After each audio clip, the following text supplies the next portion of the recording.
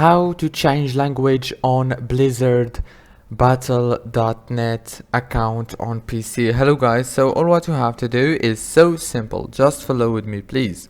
First thing, go to blizzard.com and log into your account. This is the home page as you can see.